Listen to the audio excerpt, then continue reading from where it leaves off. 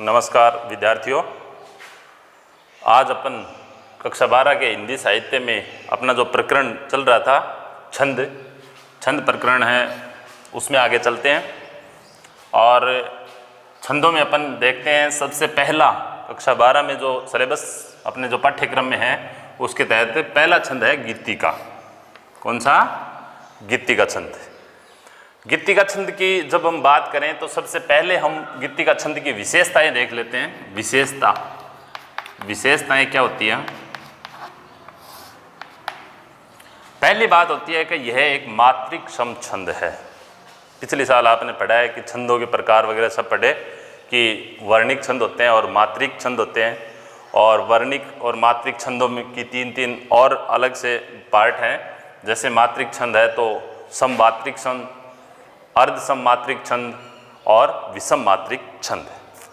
उसी प्रकार से यह जो अपना गीतिका छंद है उसकी पहली विशेषता क्या है? यह है कि मात्रिक सम छंद है। कहने का मतलब इसमें जो मात्रा है, पहली बात तो ये एक मात्रिक छंद है, और मात्रिक में भी कौन सा? सम मात्रिक छंद। मात्रिक में कौन सा? सम मात्रिक। कहने का मतलब अपन जैसे एक एग्जाम्पल सामने लिखा हुआ है और इसमें अपन देखेंगे तो समान मात्राएं आएंगी। इसके प्रत्येक चरण में समान मात्राएं आएंगी। कहने का मतलब इसमें जो मात्राएं आएंगी वो इसी में आएगी, इसमें भी वही आएगी और चौथे चरण में भी वो आएगी। तो कहने का मतलब यह एक मात्रिक, पहली बात ये क्या है कि मात्रिक छंद है। दूसरी, मात्रिक के साथ कौन सी? समान मात्राएं होने की वजह से सम मात्रिक छंद है। जैसे विषम मात्रिक अपन देखते हैं तो सभी चरणों में अलग अलग मात्राएं आती, ठीक है। और अर्ध सम देखते हैं तो एक चरण, दो चरणों में समान मात्राएं और दो में असमान, या फिर एक में अपन देखते हैं सेम आ रही है, दूसरे में असमान आ रही है। तो पहली विशेषता हो गई यह एक सममात्रिक छंद है। दूसरी बात देखो, इसकी दूसरी विशेषता क्या है? इसके प्रत्येक चरण में 26 मात्राएं होती है।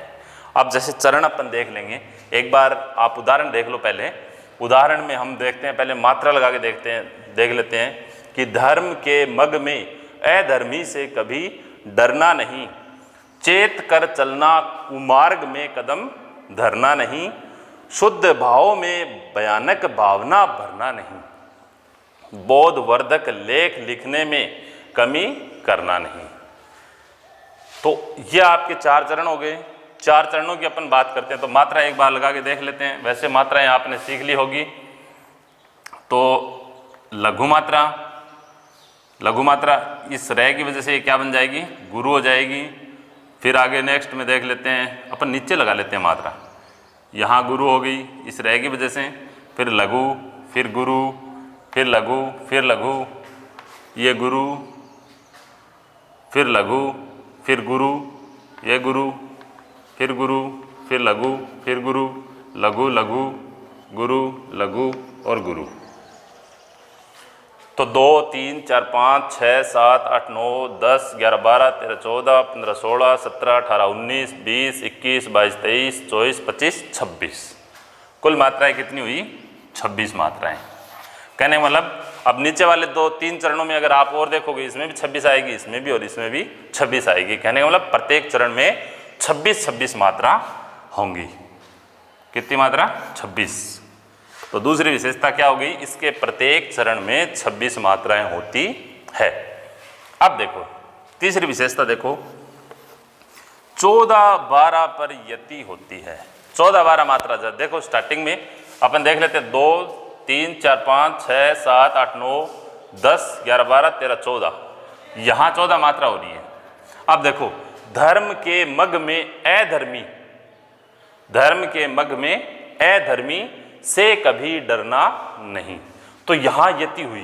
कहने का मतलब यति आपने पहले भी देखी है कि यति किसे कहते हैं? कि जहाँ भी हम किसी भी छंद को पढ़ते हैं, किसी चरण में अपन थोड़ा सा विराम लेते हैं, उसको क्या कहते हैं? यति।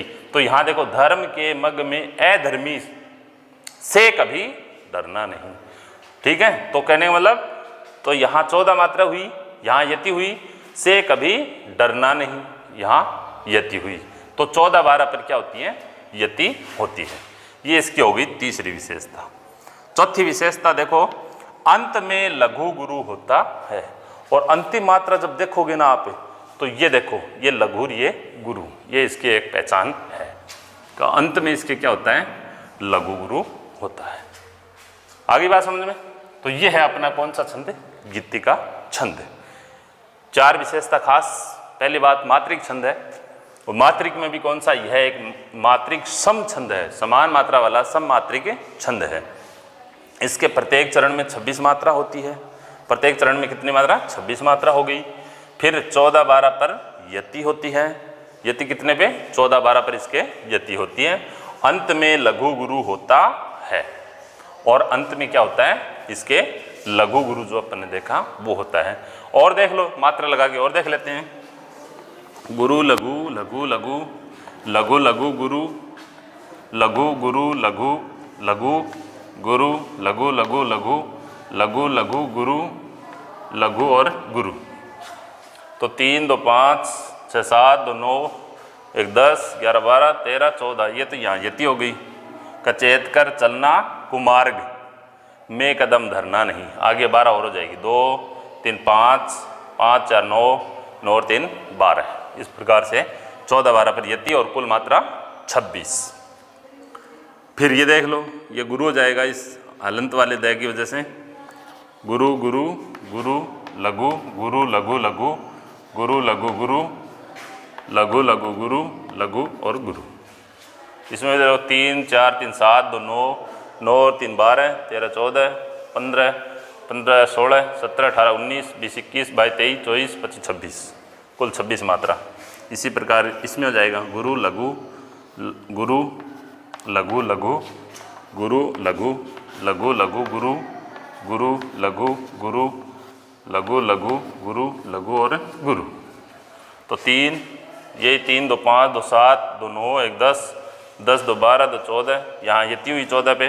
फिर 2, 1, 3, 4, 5, 6, 7, 8, 9, 10, 11, 12। तो ये हो गया आपका एग्जाम्पल। ये एग्जाम्पल देख लेना, और ये इसकी मुख्य 4 विशेषता। कहने का मतलब आज का एक अपना टॉपिक जो गीति का छंद है वो कंप्लीट यही है। गीति का छंद, छंदों की अगर बात करें तो आपके पाठ्यक्रम में जो छंद है उसके तहत गीति का पहला छंद कौन सा है, गीति का छंद। उसकी ये 4 विशेषता अच्छे से देख लेना, और एक बार थोड़ा सा समझते आपके समझ में आ जाएगा। और ये 4 विशेषताओं के बाद ये एक एग्जाम्पल आप याद कर लेना, क्योंकि बोर्ड परीक्षा में पूछे जाते हैं।